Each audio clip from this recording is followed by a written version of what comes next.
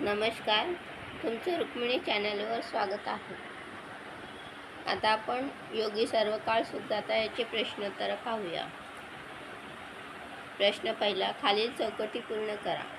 अभंगात वर्णिलेला चंद्रकिरण पिऊन जगणारा पक्षी. चकोर. पिल्लांना सुरक्षितता देणारे पक्षिणीचे पंख. चिरकाळ टिकणारा आनंद, स्वानंद तृप्ती.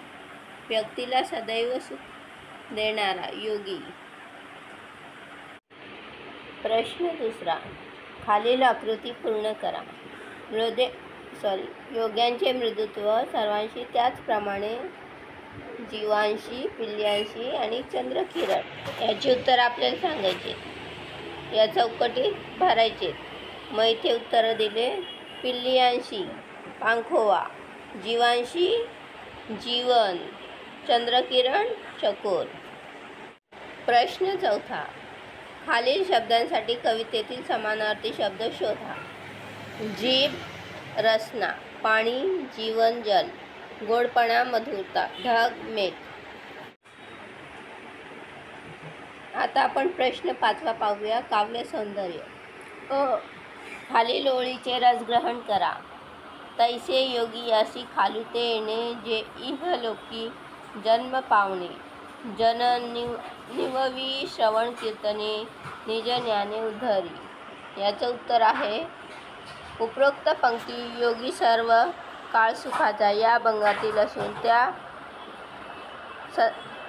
संत श्री एकनाथ महाराजांनी लिहिल्या आहेत. त्यांनी योगी पुरुषांची तुलना पाण्याशी करून योगी पुरुष पाण्यापेक्षाही श्रेष्ठ आहे हे सांगितले आहे. एकनाथांनी योग्यांची तुलना पाण्याशी केली आहे, पण योगी पाण्यापेक्षा अतिश्रेष्ठ कसे हे उदाहरणाद्वारे पटवून दिले आहे. त्याचप्रमाणे मेघांच्या पाण्याने अन्नधान्य उगवते, सर्व लोक तृप्त होतात. त्याप्रमाणे योगी सर्वश्रेष्ठ असून ते केवळ लोकांकरिता उच्च लोकातून इहलोकात खाली येतात. जन्म घेऊन हाल अपेष्टा भोगतात. ते केवळ लोकांच्या कल्याणाकरिता हाल अपेष्टा भोगतात. कीर्तन कथेच्या माध्यमातून लोकांना संतुष्ट करतात. आत्मज्ञानाने लोकांचा उद्धार करतात. प्रश्न दुसरा आ. योगी पुरुष पाण्यापेक्षा श्रेष्ठ आहे हे तुमच्या शब्दात स्पष्ट करा.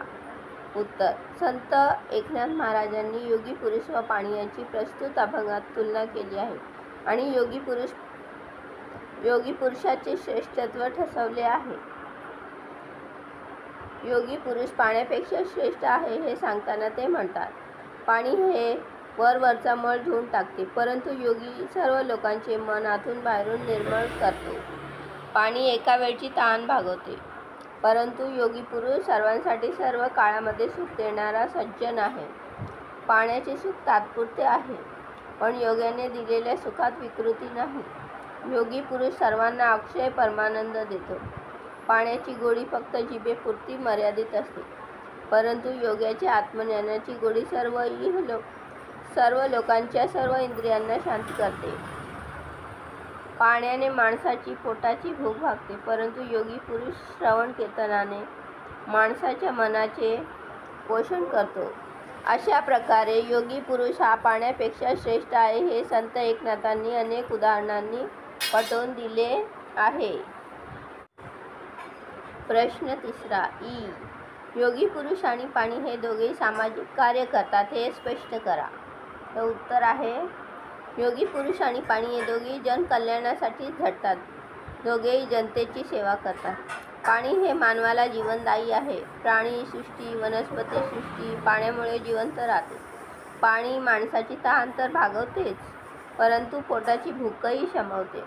पाण्यामुळे धरतीवर अन्नधान्य पिकते. पशुपक्ष्यांना पाण्यामुळे चारा मिळतो. पाण्यामुळे साऱ्या निसर्गात चैतन्य संचारते. सारी सृष्टी तरारून उठते. अशा प्रकारे पाणी हे मानवांसाठी सामाजिक कार्य करते.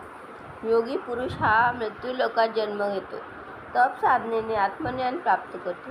त्या आत्मज्ञानाची शिदोरी तो लोकांमध्ये श्रवण कीर्तनाने वाटतो. सर्वांना तो नेहमी सर्व काळ सुख देतो. इंद्रियांचे ताप हरण करून त्यांना अक्षय आनंदाची ठेव अर्पण करतो. योगी पुरुषांच्या आत्मज्ञानाने माणसांची मने निस्वार्थ निर्मळ होतात. अशा प्रकारे योगी पुरुषही सामाजिक कार्य करतो. जर तुम्हाला हा व्हिडिओ आवडला असेल तर रुक्मिणी क्लासेसला सबस्क्राईब करा, लाईक आणि शेअर करा आणि कमेंटही करा. काही सूचना असतील तर ते कमेंटमध्ये लिहा. यासारखे आणखीन व्हिडिओ पाहण्यासाठी रुक्मिणी क्लासेसला सबस्क्राईब करा.